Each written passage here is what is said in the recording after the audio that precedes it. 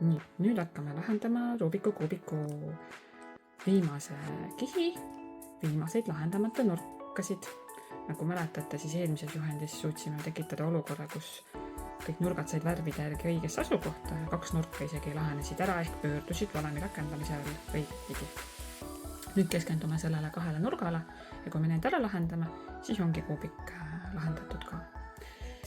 See samm on selles mõttes kõige keerulisem, et siin tuleb kuubikut hoida niimoodi käes, et lahendamata nurk on alati siin paremas ülanurgas ja kui me hakkame järgmist nurka lahendama, siis me lihtsalt ülemist kihti keerame selle lahendamata nurga siia ette. Ma pärast näitan seda ka täpsemalt, aga see on hästi hoolikas, et kuubikud üleliigselt, hästi hoolikas tuleb olla ja jälgida, et kuubikud siis valesti ei liigutaks.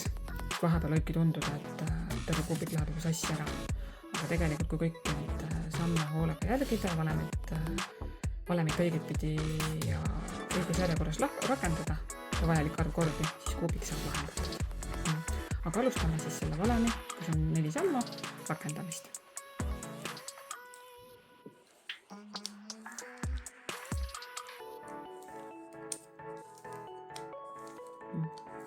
Alumine kiht tuleb ka alati tagasi keerata ja seda valemit tulebki rakendada 2 või 4 korda, kuni siis see nurk ära laheneb. Praegu lahenes see nurk ära, ülejäänud kuubik on sassis, on näha.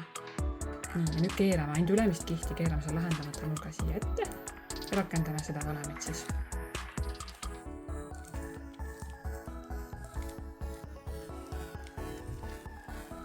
Nii, antud juhul 2 korrast ei piisanud. Neljas kord ka. Nii, viimane valemi samm. Ja nüüd on juba näha, et kuubik ongi lahendatud.